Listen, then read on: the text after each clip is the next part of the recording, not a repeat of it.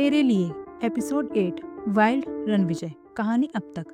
रणविजय जैसे ही अपने केबिन में पहुंचा उसने देखा रुद्र वहीं सोफे पर बैठकर उसका वेट कर रहा है। रणविजय ने अंदर आते हुए अपनी गाड़ी की डेस्क पर रखी और अपनी चेयर पर बैठते हुए पूछा, रुद्र तुम यहाँ क्या कर रहे हो, कोई काम था क्या? तो रुद्र ने कहा, रणविजय मैं तुम्हारा ही वेट कर रहा था, मुझे तुमसे कुछ बात करनी है।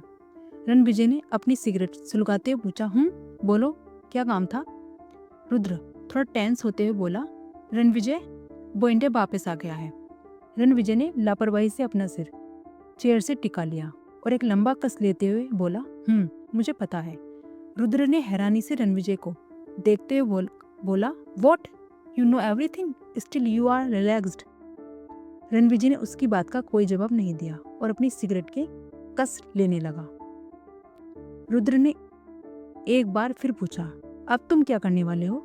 रणविजय ने अपनी सिगरेट को एस्ट्रे में बुझाया और एक टेबल स्माइल देते हुए कहा, जस्ट वेट एंड वॉच। अब आगे।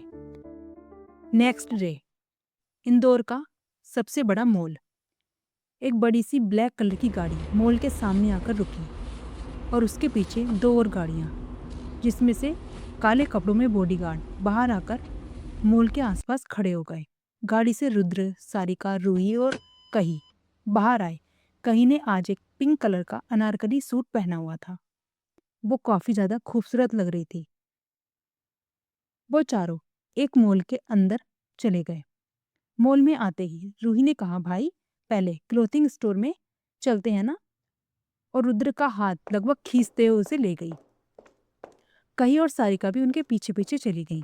वहां पहुंचकर रुद्र ने मनी मन सोचा, काश मैं कोई मीटिंग का बहाना ही बना लेता। लड़कियों के साथ शॉपिंग करना किसी सजा से कम थोड़ी है। वो अपना मुंह बना रहा था।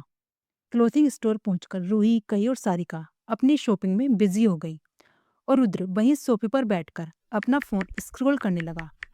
जब भी सारिका रुद्र से किसी ड्रेस के बारे में पूछती, रुद्र बिना देखे ही उस ड्रेस को अच्छा बताकर अपनी जान छुड़ा रहा था। जब काफी देर तक रुद्र ऐसे ही करता रहा तो सारिका गुस्से में हाथ बांधकर खड़ी हो गई और एक दो बार उसने रुद्र को झूठ मूठ कहा, रुद्र मैं कैसी लग रही हूँ?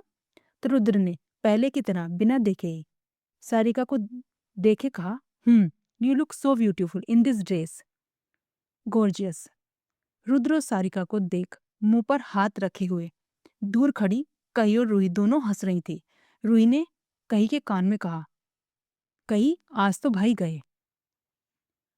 सारिका जो रुद्र के बिहेवियर पर उसे गुस्से से देख रही थी, एकदम चिल्लाकर बोली, रुद्र।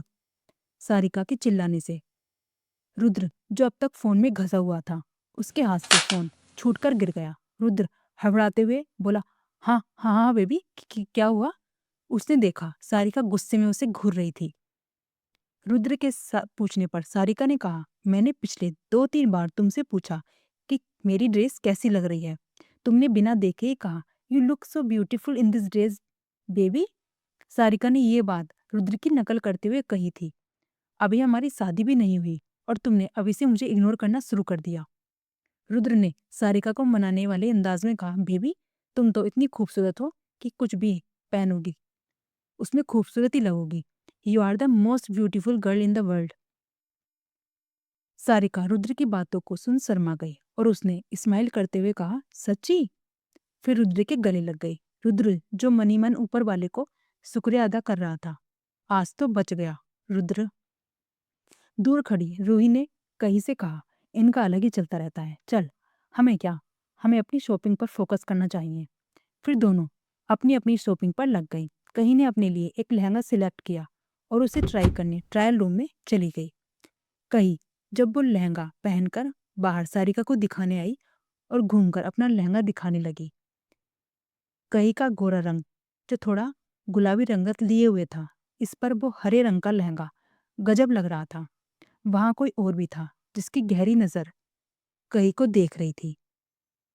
कही का खूबसूरत चेहरा, कही की एकदम गोरी बेदाग बैक, उसकी सुराहीदार गर्दन, कही की पतली नाजुक सी कमर और कही की मासूमियत। कही चेंज करने वापस ट्रायल रूम में चली गई। कही ने अपने लहंगे का दुपट्टा हटाया ही था कि उसे अपनी पीठ पर किसी की ठंडी उंगलियों का स्पर्श महसूस हुआ। कही ने घबराकर पीछे देखा तो सामने रणविजय को देखकर डर से कांपने लगी। कांपती आवाज में बोली, तुम यहाँ क्या कर रहे हो? रणविजय की आंखें इंटेंस नजरों से कही को ही देख रही थी। रणविजय धीरे धीरे कही के करीब आ रहा था तो कही ने रणविजय के सीने पर हाथ रख उसे रोकने की कोशिश की। कही घबराते हुए बोली, मुझसे दूर रहिए आप। लेकिन रणविजय तो सिर्फ अपने मन कुछ सोच रहा था। वो सिर्फ अपनी ही सुनता था। उसे जब जो करना होता था वो करके ही रहता था। रणविजय ने कही के बालों को पकड़ कही का चेहरा अपने करीब किया। कही की आंखों में डर से आंसू आने लगे थे। वो घबराई हुई नजरों से रणविजय को देख रही थी। रणविजय कही की आंखों में देखते हुए बोला, तुम्हें लगता है कि तुम मुझे अपने आप से दूर कर सकती हो कही? हाँ। रणविजय के इतने पास आने से कही की तो घबराहट के मारे आवाज ही नहीं निकल पा रही थी।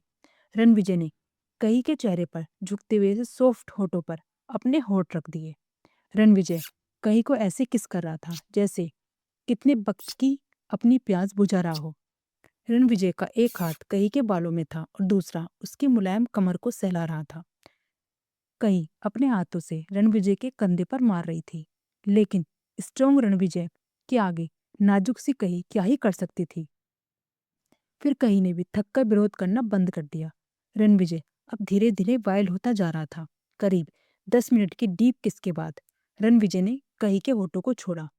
कही और रणविजय दोनों ही लंबी लंबी सांसें ले रहे थे।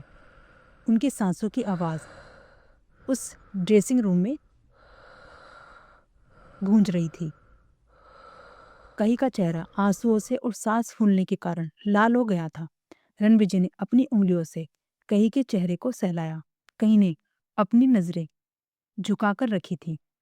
रणविजय घुटनों के बल बैठकर कही की कमर को किस करने लगा और साथ में बाइट के निशान भी छोड़ रहा था। कही ने शर्म से अपनी आंखें बंद कर ली। अब उसकी बंद आंखों से लगातार आंसू बह रहे थे। रणविजय ने खड़े होकर कही को झटके से पलट दिया और उसकी बैक पर किस करने लगा और साथ ही साथ वहां वाइट भी कर रहा था। कही की दर्द के कारण आह निकल रही थी जो रणविजय को और भी वाइल्ड कर रही थी। रणविजय ने कही को अपने सामने किया और उसके मासूम से फेस को अपनी हथेलियों में भर कही से कहा, कही open your eyes and look at me. I said look at me.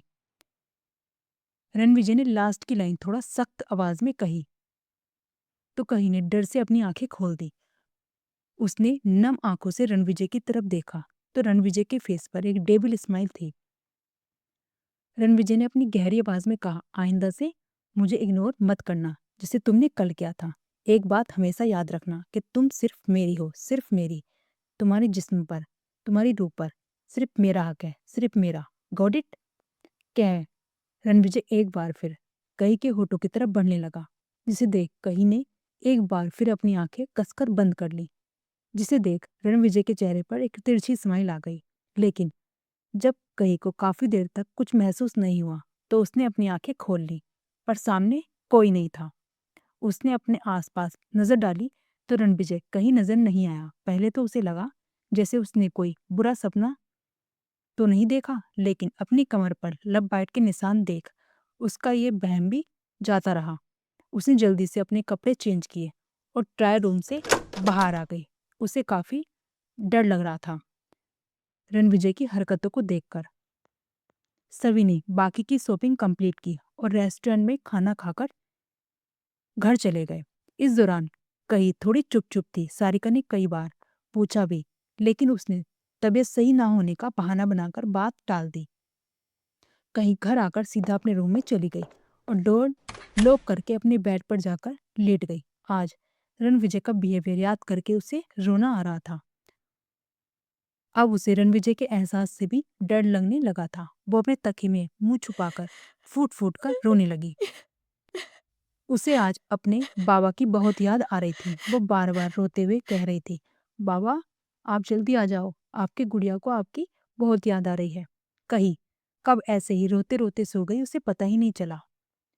Moonshine club, रात के 10 बजे। क्लब के एक प्राइवेट रूम में एक इम्पोर्टेंट मीटिंग चल रही थी।